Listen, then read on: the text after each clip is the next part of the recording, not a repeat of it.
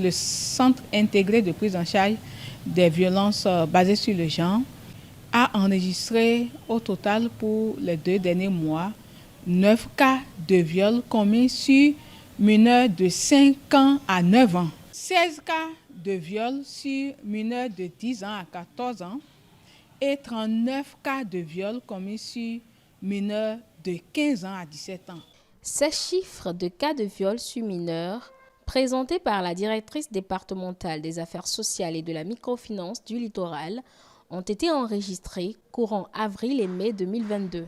Des statistiques qui démontrent que le phénomène prend effectivement de l'ampleur, mais à la direction départementale, cela est considéré plutôt comme la preuve de la bonne réceptivité des sensibilisations à la dénonciation. Ces statistiques démontrent que le phénomène est aujourd'hui dénoncé parce qu'il y a des mécanismes qui ont été mis en place par l'État pour la prise en charge des victimes des violences et des cas de viol sur mineurs. Au sens du Code pénal, tel que modifié par la loi 2021-11 du 20 décembre 2021, le viol est défini comme tout acte de pénétration sexuelle, quelle que soit sa nature, commis sur la personne d'autrui contre sa volonté, notamment par violence, contrainte, menace, surprise. Au Bénin, plusieurs mécanismes sont mis en place par le gouvernement pour l'accompagnement systématique de toutes les victimes. Cette prise en charge de l'enfant abusé, qu'il soit fille ou garçon, est enclenchée dès l'enregistrement de la plainte portée par la victime ou par l'un de ses parents au niveau du centre de gestion intégré de violences basées sur le genre CIPEC ou au niveau des centres de promotion sociale CPS. Quand les cas de violences sexuelles sur mineurs ou même sur personnes majeures viennent, elles sont reçues au niveau de la permanence où elles bénéficient d'abord de l'accueil, de l'écoute, la mise en confiance pour s'assurer d'abord de leur pleine participation par rapport à tout ce qu'il y aura comme prise en charge psychologique, sociale et juridique. Et ensuite, la première étape qui est la délivrance de la réquisition par le commissariat ou par l'Office central de protection des mineurs pour permettre d'obtenir le certificat médical. Et c'est sur ce certificat médical que se base la procédure judiciaire qui est de suite enclenchée. Dans ce processus, l'accompagnement psychologique indispensable à la guérison physique de la victime est basé sur le vécu de l'enfant de son agression sexuelle, les représentations qu'il ou elle a de cette scène. Dans cet accompagnement, tout est centré sur le vécu de la victime. Quelles sont les représentations qu'elle a de ce qui s'est passé, donc de son abus sexuel. Il faut dire que les victimes de viol, le plus souvent, sont animées par un sentiment de honte, un sentiment de culpabilité. Pour certaines, elles vont venir vous dire, au fil de l'entretien, vous vous rendez compte que on lui a déjà répété, inculqué une certaine valeur et le fait d'être abusé sexuellement salit ces valeurs-là et donc ça reste dans sa tête, ça devient traumatique. Donc ça varie vraiment du cas par cas.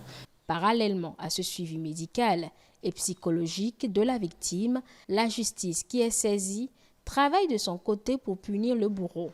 La brigade des mineurs ou la police judiciaire saisie enclenche la procédure sur la base du certificat médical produit par les agents du CIPEC ou des CPS. Il s'agit d'une procédure détaillée qui parfois prend du temps, mais qui permet de punir le violeur, précise Thierry Tobossi, juriste. Certes, la justice étatique est gratuite, mais elle a son temps. Et vu la complexité des faits qui sont dénoncés en matière de viol, le législateur considère que c'est un crime. Donc il faut prendre toutes les mesures nécessaires afin de savoir si effectivement la personne qui est présumée accusée de ces faits est réellement coupable ou innocent. Donc c'est-à-dire que quand vous êtes dans une situation de viol, vous avez au maximum 5 ans pour être présenté devant les juridictions pour la phase de jugement. Et quand la procédure est détaillée comme ça, vous dénoncez d'abord les faits, l'autorité compétente judiciaire est saisie, elle ouvre une enquête et à l'issue de l'enquête qui doit durer au maximum 5 ans, vous êtes présenté devant les juridictions de jugement pour pouvoir bénéficier d'une décision de justice. Et les sanctions vont jusqu'à la réclusion criminelle à perpétuité selon les cas. Pour la constitution des preuves, les parents doivent éviter de laver l'enfant victime d'abus sexuels. Le mineur doit être emmené à l'hôpital ou au niveau du CPS le plus proche pour la sauvegarde des traces laissées sur la victime. Au terme de la loi 2021-11 portant mesures spéciales de répression des infractions commises à raison du sexe et de protection de la femme au Bénin, la répression des infractions est confiée à la Cour de répression des infractions économiques et du terrorisme CRIET. La juridiction spéciale est compétente pour connaître des cas de viol sur mineurs de 13 ans, l'atteinte sexuelle sur mineurs de moins de 13 ans, lesquels sont traités par la Chambre de jugement des infractions à raison du sexe des personnes qui est dotée d'une chambre des appels des jugements rendus. Il est vrai que le plus dur pour nombre des victimes de ces abus sexuels reste le retour en famille. Une réintégration sociale qui n'est toujours pas facile parce qu'elles sont parfois objets de stigmatisation. Mais la prise en charge prend également en compte l'entourage.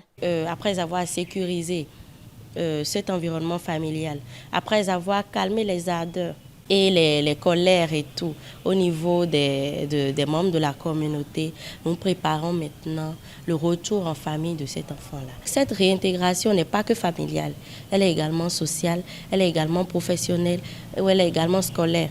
Toute infraction, qui plus est le viol, qui est un crime, doit être systématiquement dénoncée par tout témoin. Et les voies de dénonciation sont plusieurs. Il y a par exemple la brigade des mineurs, les commissariats, la saisine du procureur ou même de l'Institut national de la femme. L'INF, qui est doté d'une personnalité juridique et d'autonomie de gestion, est aussi chargé d'assurer la promotion et la protection de la gente féminine. Cet établissement public peut aussi se constituer partie civile dans les procédures relatives à ces infractions. C'est dire donc que les voies de recours au Bénin ne manquent plus.